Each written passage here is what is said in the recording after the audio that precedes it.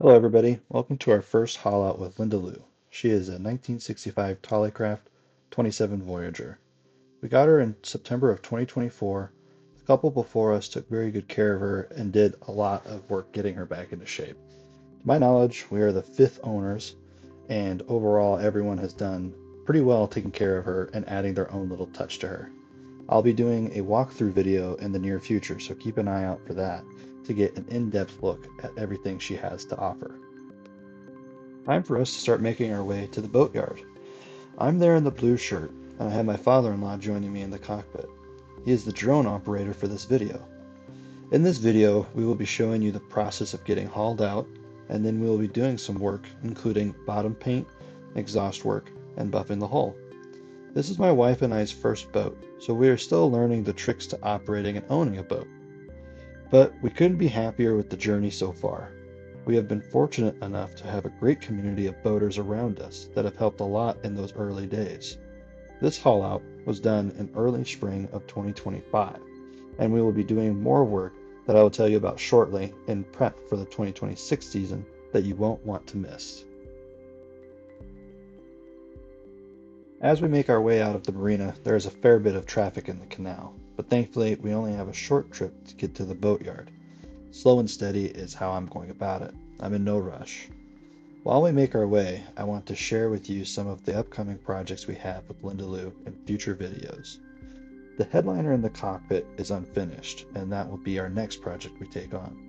The goal is to match the interior headliner, which is a perforated white vinyl material, but I am going to add some mahogany accents around to tie it in with the rest of the wood on the boat. Then I will be doing some repair and upkeep around the boat, including varnish, some leak repairs that will involve some woodwork and paint. I want to do some lighting down the road that will tie into the chart plotter, including underwater lights and accent lighting around the headliner. The dinghy can use some TLC. The idea with the dinghy is to strip it down, repair the fiberglass, and then repaint it, adding a teal accent line and getting a new name to go on the bottom of it. We will for sure be keeping the name Linda Lou. I also want to add the name to the transom of the boat for whenever the dinghy's down, you still see a name. Perhaps the biggest project we have in store has to do with the whole cabin. Due to the construction of the cabin being wood, and in the Pacific Northwest, over time with the hot and cold temperatures, the wood has expanded and shrank to the point where water is now getting in through some of the seams. So to fix that, we will be sanding down to wood and layering some fiberglass to seal the seams permanently, and then repaint the areas to match what's there now. I've also been kicking around the idea of getting a sewing machine to repair the canvas we have for the boat and to make a full cover for the boat also. If that sounds like something you would be interested in seeing us take on, let me know in the comments. Those are just some of the main projects we have in store. I work in the marine industry, so I do have some experience with this type of work, but I am still learning, and I look forward to sharing with you all the process and my experience with these projects. Now, with all that being said, we are almost to the boatyard. If you are local, you probably already figured out that we are in Seattle, more specifically in Ballard. I never get tired of cruising through the canal and going out to Lake Union and Lake Washington. We really enjoy taking family and friends out with us and just have good quality time out on the water. I don't want to just talk at you the whole video, so enjoy the rest of our trip to get hauled out, and I'll jump back in when we start the work.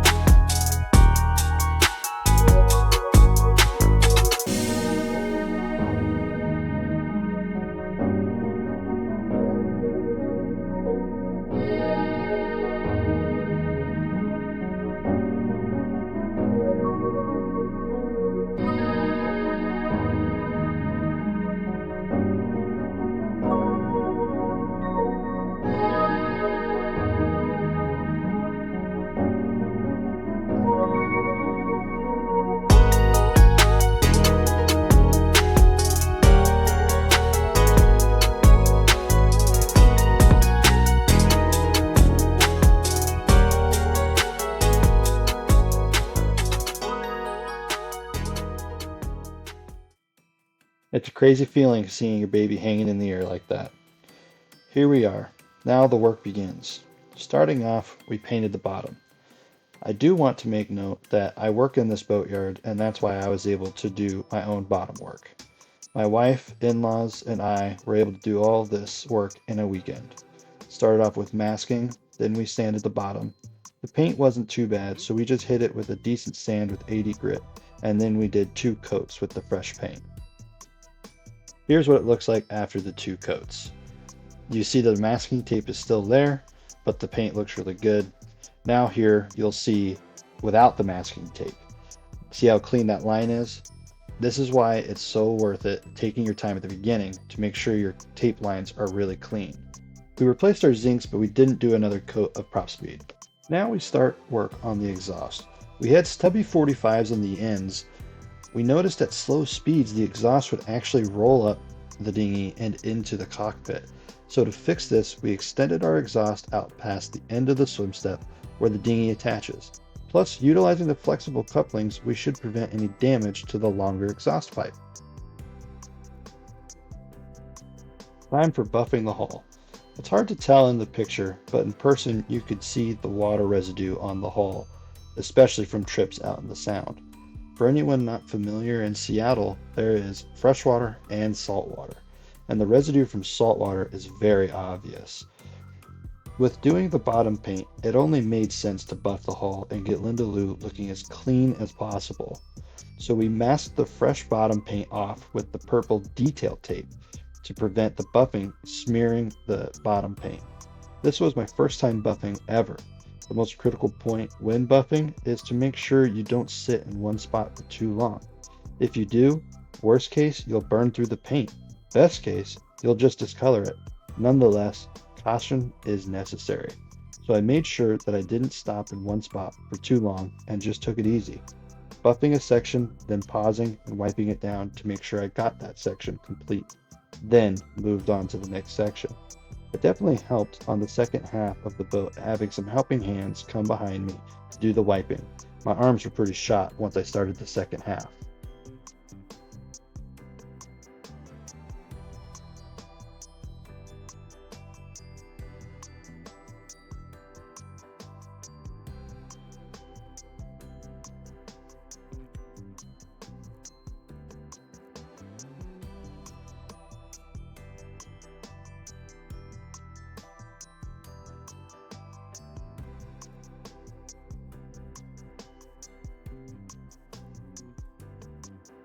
Here's how Linda Lou looked after the buffing was complete. It's hard to tell in the pictures, but trust me, she looked perfect.